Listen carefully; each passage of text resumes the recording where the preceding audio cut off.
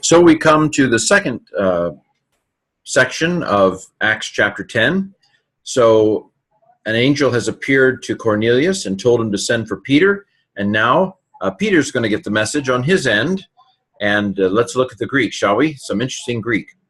And on the morrow, this is dative, and this is kind of an adverb. Here's a genitive absolute. Those men, the ones sent from Cornelius, going along the way, so this is kind of a compound of hados, which means road or way, and poruamai, to go. So those men going along and drawing near, also part of the genitive absolute, drawing near to the city. This is dative. It's very annoying. It's a iota stem, feminine third declension noun, polis, but it's dative, believe it or not. So while that's happening, those men are going on the way and they're nearing the city. Peter, that's nominative, went up, aorist of anabino. We've seen this a lot. The bino loses its ein in the aorist, so this is aorist. Aorist, active, indicative, third singular from anabino. Peter went up upon the doma, upon the rooftop, to pray. 6 out of 7 infinitives end in I. St is usually a middle or passive ending, but prosukomai is a deponent word. Oh my, it's deponent. Xi is the key to a hidden sigma, so we have a hidden sigma alpha. It's aorist. So it's aorist, middle infinitive, deponent, from prosukomai, to pray. And it was around the hour 6th, so that's about noon, because hours start with 6 a.m. Verse 10. And he became hungry. Prospenos, hungry. He became, aorist of ginomai. And he was wanting to taste. He was wanting to eat. He was wanting some goo. Sigma alpha, it's aorist. St, middle, aorist, middle, infinitive again. Now, and them preparing, another genitive absolute, noun or pronoun in the genitive and a participle in the genitive. My aunt is an active participle, and paraskuadzo is present, so it's a present active participle from paraskuadzo. Them preparing, an ecstasy came upon him, a trance came upon him. Verse 11, and he beholds the sky. This is a historic present. You might translate it, he beheld the sky, but it's literally, he sees the sky being opened. This is the perfect participle. The ending is right on the stem. Men is a middle or passive, men are passive participles. So it's a perfect middle or passive participle, probably passive, being opened, having been opened. And descending, this is present, on a bind, the bind is there, so present participle. And a vessel descending, a certain vessel descending as a athone, a sheet, a megale athone, a great sheet, with 4 corners. This is an unusual use of arche. Arche can mean rule. It can mean beginning. I guess the corners are the beginning of the sheet. Maybe it's just another definition for the word corner. So a great sheet with 4 corners descending upon the earth. This is kathiemi, I think, to go down, a participle. Okay, some low frequency words, it seems to me. And in it were, this is huparko, which can mean to exist or to be. In it were all the 4-footed beasts and reptiles of the earth, a lot of unclean animals, and birds of the sky. So a lot of stuff that a Jew's not supposed to eat. Verse 13, and a voice came to him, having risen, Peter, kill and eat. This is a participle, aorist participle, but I think it doesn't have the article, so it's probably adverbial participle. And of the 10 possible nuances for adverbial participles, I'm going to say it's imperatival.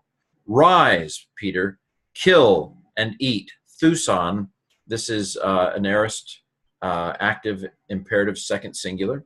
And this is also aorist, because ephagon is the aorist of estheo. I've memorized it. Kill and eat, verse 14. And Peter said, quote, Not at all. Not in a big way, Lord. Me damos.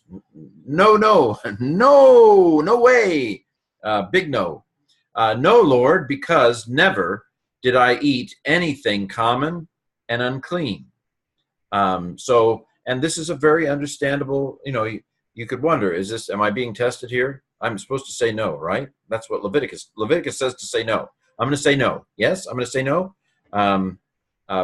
Which I think calls into question how whether Luke actually is as committed to the continuity of the purity laws of Leviticus as we probably would want to come up with some explanation. No. God is not dismissing the holiness codes. No. It's all tongue in cheek. I'm not sure Luke is completely tongue in cheek here. Verse 15, and a voice again from the second time to him, quote, what things God cleansed, you do not commonize. Don't consider unclean what God has cleansed. So apparently, God can even cleanse things that the Old Testament says aren't clean. Again, I think this is significant here. This is not the way a lot of people that I am around would want to interpret. But God's allowed, because He's God. Okay, so verse 16, and this came to be upon 3 times. So 3 times this happens. Ding, ding, ding, ding, dinner time, Peter. Kill and eat. No. Ding, ding, ding, ding, ding, dinner time. 3 times. And immediately the vessel was taken up into the sky the 3rd time. Verse 17. And as in himself Peter was pondering, he was musing, he was questioning. This is diaporeo. It's imperfect. There's the augment. What would be the vision that he saw? This is an optative of a me.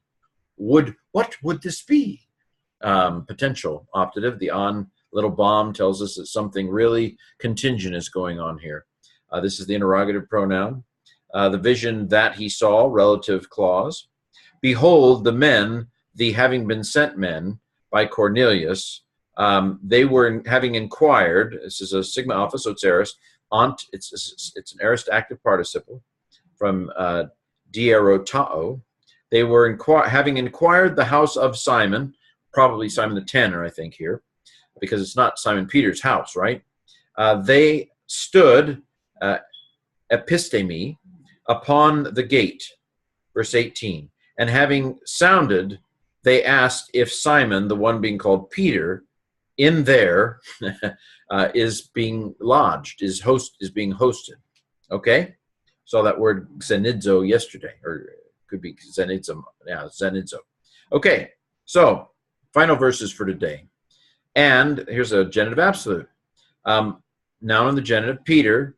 Peter, again, contemplating concerning the vision, the Spirit said to him, quote, behold, men seeking you. No verb here. We stick in the are seeking you.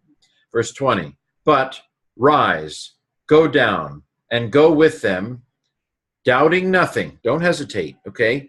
You should hesitate as a Jew, but I'm telling you not to hesitate as God, because I have sent them. Perfect of apostello. Okay, any questions?